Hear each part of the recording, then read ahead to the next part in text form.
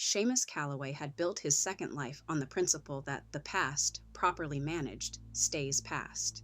He looked now at a notification on his laptop, a discreet professional inquiry into Callaway Maritime's ownership structure, originating from a Seoul-based research firm, and understood with the particular calm of a man who has expected bad news for decades that the past had found a new address. He had built the corporate architecture around Callaway Maritime himself, over 11 years, layer by careful layer, to survive exactly this kind of scrutiny from exactly this kind of professional adversary. He had never expected the scrutiny to arrive because his granddaughter had fallen in love with the very man capable of ordering it. He remembered the year he'd built it, 2003, the year Sienna finished her doctorate, the year he'd told himself the last of the old debts had finally been settled, and he could stop looking over his shoulder at every unfamiliar car on the coast road. He had celebrated that year, quietly, with a whiskey poured for a daughter who wasn't there to drink it with him. He understood now, watching a cursor blink over an unread notification, that he had celebrated 17 years too early. He did not sleep that night. He sat in the study until the gray light came up over the Atlantic, running the same calculation he had run 100 times in 30 years, and never once solved to his satisfaction. How much of the truth a man could withhold from someone he loved before the withholding itself became the greater betrayal? He called Declan first.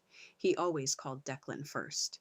It was, he sometimes thought, the truest measure of how much of the old world he had actually given up, that his nephew, not his brother, was still the man he trusted to carry news he did not want to say twice. Cormac would have told him to bury it deeper. Declan, he suspected, would tell him something closer to the truth, whether or not it was comfortable to hear.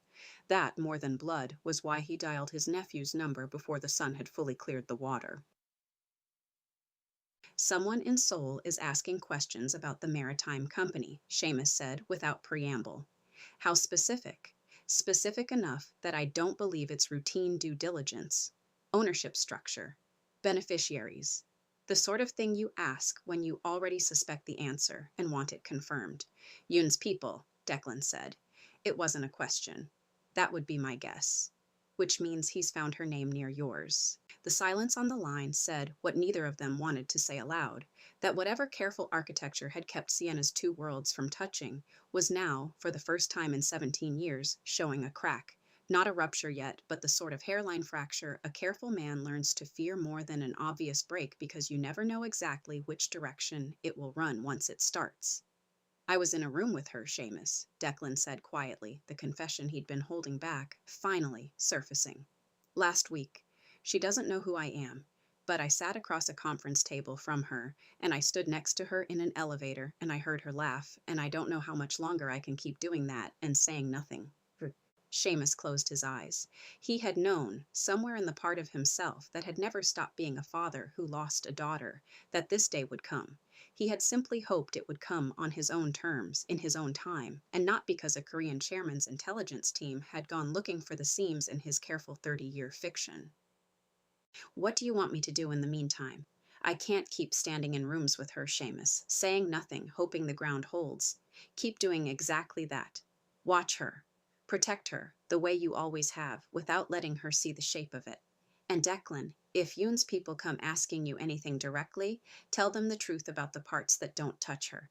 Let them find out on their own that the rest belongs to me. And when do you plan to tell her, Uncle Seamus? Genuinely. Not someday. A date." The question landed harder than Declan intended, and he heard, in the silence that followed, that it had landed exactly as hard as it needed to. "Before the year is out," Seamus said finally, the words costing him something audible, even over a bad connection. "I've told myself that before and not kept it. I'm telling you now, so someone besides myself is holding me to it. I'll hold you to it. I know you will. That's rather why I called you first, and not your father." Sienna, unaware that her family name had just traveled 6,000 miles in a single overnight query, was deep in a session with the Hanryo Culture Committee when Minji slipped her a note that had nothing to do with the meeting. "Chairman wants 10 minutes. Alone. Whenever you can."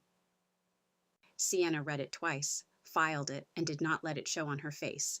This was, after all, exactly the kind of note she had trained her whole career to read without flinching, though something in the phrasing, the specificity of alone, the whenever you can, that suggested urgency dressed up as patience, told her this was not a routine ask.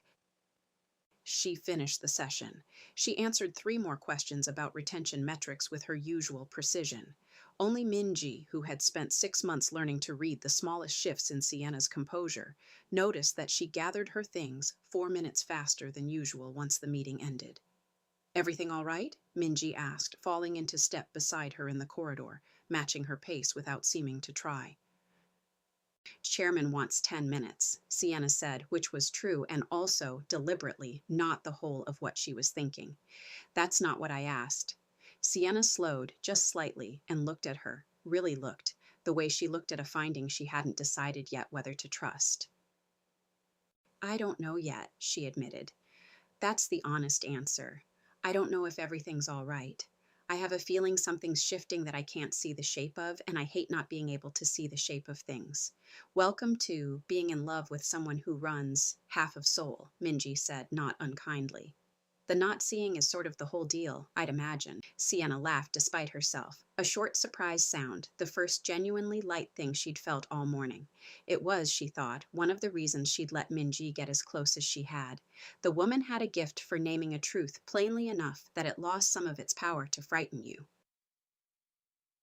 Every family has a name they don't say out loud. Subscribe to find out what happens when someone finally asks about this one. He did not tell her what Sung-hyun had found. He wanted to, the wanting surprised him with its force, but he had promised himself he would not hand her a truth that wasn't fully his to hand over yet. Instead, he asked her something smaller and larger than he intended. "Do you know your mother's family name?" he asked, as carefully as a man diffusing something. Sienna's eyebrows lifted, more curious than suspicious. "Calloway. Why do you ask?" Jae-Won held very still. The mask for once cost him effort. "No reason," he said. "It's a good name. It suits you."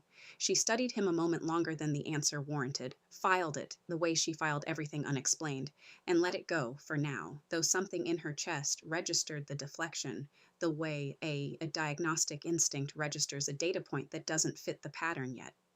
"You're doing it again," she said. "Doing what?" "Asking me a question like it's casual when it clearly isn't. You told me once you like knowing where you stand in other people's calculations. I feel the same way. That still applies. I know.